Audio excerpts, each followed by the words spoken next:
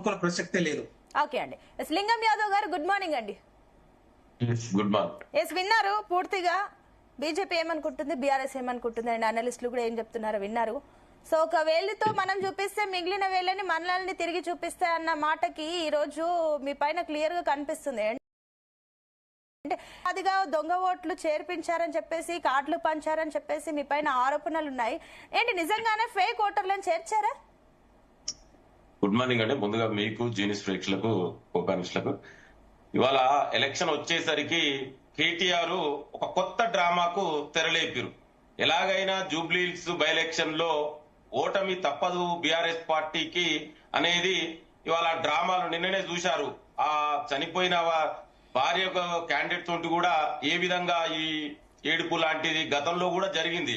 So Dubaka by election లో కూడా దాంతో పాటు ఇవాళ రాహుల్ గాంధీ గారు దేశవ్యాప్తంగా ఇవాళ బీజేపీ నరేంద్ర మోడీ ఏదైతే ఎలక్షన్ కమిషన్ ని దగ్గర పెట్టుకుని ఏ విధంగా ఓట్ షేర్ చేస్తుందో విత్ ఎంపరికల్ ఎవిడెన్స్ తోటి, ఎక్స్ప్లోజివ్ ఎవిడెన్స్ తోటి ఇవాళ రాహుల్ గాంధీ గారు బయట పెట్టారు. ఏదో అంటారు, మనకు తెలుగులో సామెత ఉంటదండి, పులిని చూసి నక్క వాత పెట్టుకున్నట్టు. అంటే ఇవాళ కేటీఆర్ కూడా నేను కూడా ఏదో చేస్తున్నా అని ఏదో చేయబోయి ఆడికి చివరకు ఫెయిల్ అయిపోయింది అనేది చాలా స్పష్టంగా అర్థమవుతుంది. ఇవాళ ఆయన ఏం చెప్పిండండి, జూబ్లీహిల్స్ కాన్స్టిట్యున్సీలో యూసఫ్గూడ దగ్గర కృష్ణానగర్ లో బి బ్లాక్ లో బూత్ నెంబర్ 246 లో 43 ఓట్స్ ఉన్నాయని చెప్పాడు. అయితే అది మరే ఆ చెప్పే ముందైనా లేదా కేటీఆర్ కు అలా పార్టీలో ఎవరైనా అడ్వైజ్ ఇచ్చేటోళ్ళైనా కొంచెం ఆయన ఎన్లైట్మెంట్ చేస్తే బాగుండేది. అదొక అపార్ట్మెంట్, 15 ఫ్లాట్స్ ఉంటాయి. మరి 15 ఫ్లాట్స్ లో ఎంత మంది ఉంటారు, ఎన్ని ఓట్లు ఉన్నాయి, ఇది చిన్న లాజిక్. కేటీఆర్ కి ఇచ్చిన అడ్వైజ్ బహుశా మర్చిపోయిండేమో. మరి ఆ కేటీఆర్ చదువుకున్న చదువు మరి ఆ జ్ఞానం అదేనేమో. సో ఆ మాత్రం కూడా అవగాహన లేకుండా అదొక 15 ఫ్లాట్స్ అపార్ట్మెంట్స్ అండి. ఇంకొకటి దాంట్లో ఓట్లు వేసిన ఎవరైతే వీళ్ళు అన్నారో ఇది వీళ్ళు 2023 అసెంబ్లీ ఎలక్షన్ లో 24 పార్లమెంట్ ఎలక్షన్ లో కూడా ఓట్లు వేసిరని ఎలక్షన్ ఆఫీసర్ కర్నర్ గారు చాలా స్పష్టంగా చెప్పడం జరిగింది. సో కేటీఆర్ ఏదో చేయాలనుకున్నాడు, కాకపోతే అది ఫెయిల్ అయింది అనేది ఇప్పుడు కేటీఆర్ ఒక్కరే కాదు, ఇప్పుడు ఇందాక మన డిబేట్ లో వెంకటరెడ్డి గారు కూడా అదే చెప్పారు, ఓట్లున్నాయి దొంగోట్లున్నాయని. నేను అదే చెప్తున్నా, దొంగోట్లుంటే ఎలక్షన్ కమిషన్ ఆఫ్ ఇండియా, ఇది జూబ్లీస్ అసెంబ్లీ ఎలక్షన్స్ అండి, బై ఎలక్షన్స్ కు ఇది ఎవరి ఆధ్వర్యంలో పనిచేస్తుందండి? మరి ఆ జ్ఞానం అన్న ఉంటే తెలుస్తుంది మనకు. Election commission of India, okay, state election commission కాదండి, that's comes under central election commission of India. So వాళ్ళే చాలా స్పష్టంగా చెప్పడం జరిగింది. నిజంగా మీ దగ్గర ఏదైనా ఎవిడెన్స్ ఉంటే విత్ ఆధారాలతోటి రాహుల్ గాంధీ గారు మేము ఎట్లయితే ఇచ్చామో మీరు ఆ విధంగా సబ్మిట్ చేయండి.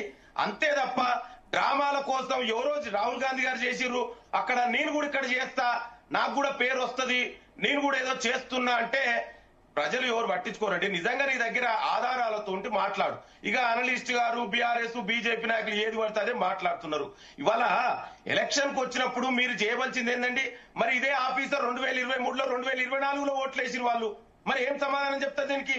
అదొక అపార్ట్మెంట్ 15 ఫ్లాట్స్ లో ఎంతమంది, ఫ్లాట్స్ కి ఇద్దరు ఉన్నా కూడా ఎంతమంది ఉంటారండి? ఆ మాత్రం కూడా క్యాల్కులేట్ లేకుండా ఫేక్ గా మాట్లాడితే ఇట్లనే ఇవాళ నిజాలు బయటకు వచ్చినాయి కదా. ఇప్పుడు ఏం చెప్తారు కేటీఆర్ అంటే నీ దగ్గర ఆధారాలు లేవు, జూబ్లీహిల్స్ లో నువ్వు ఓడిపోవడం ఖాయం. సో ఇది తెలిసి ఈ కేసీఆర్ ఎమోషనల్ డ్రామా, ఈ కొత్త డ్రామాలకు తెరలేపారు. ఇవాళ బీజేపీ నాయకులు మాట్లాడతారు, ఇవాళ 11 ఏళ్లుగా ఏం చేస్తున్నారండి కేంద్రంలో? Narendra Modi election commission article రాజ్యాంగం ప్రకారం వాళ్ళు ఎవరు ఉండాలండి?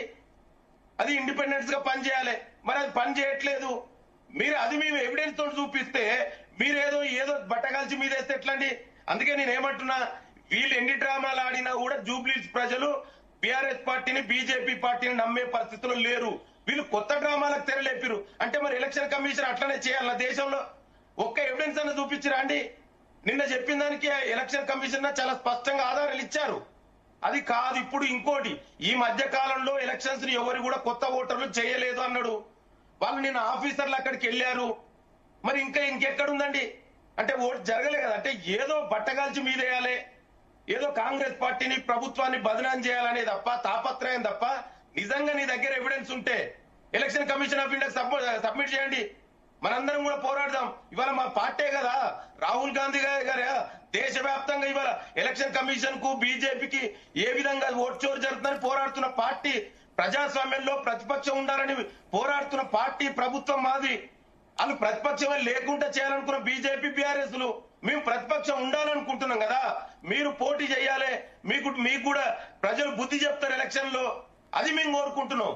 అంతే తప్ప ఈ కొత్త డ్రామాలకు ఎవరో చేసిన దానికి నేను కూడా చేస్తే పేరు వస్తుంది, ఈ పులిని చూసి నక్క వాత పెట్టుకున్నట్టు పెట్టుకుంటే తెలంగాణ ప్రజలే మీకు వాత పెడతారు. దయచేసి ఏదైనా ఆధారాలతోటి బయటికి రండి తప్ప వేగ్గా విష ప్రచారాలు మానుకోండి. ఇక ఎవరు పడతారు మాట్లాడతారు. ఇవాళ రేపు కొత్త వాళ్ళు వచ్చి అనలిస్టుల పేరు మీద, దీని పేరు మీద, దాని పేరు మీద. మన దేశంలో ప్రజాస్వామ్యం కూని కావాలా? రాజ్యాంగం ఇవాళ మారుస్తామన్న పార్టీలు అతను మాట్లాడితే పత్రికా స్వేచ్ఛ గాని ప్రతిపక్షాలు మాట్లాడితే కేసులు పెడుతున్నారు. మరి దాన్ని సమర్థిస్తారా? చెప్పనండి.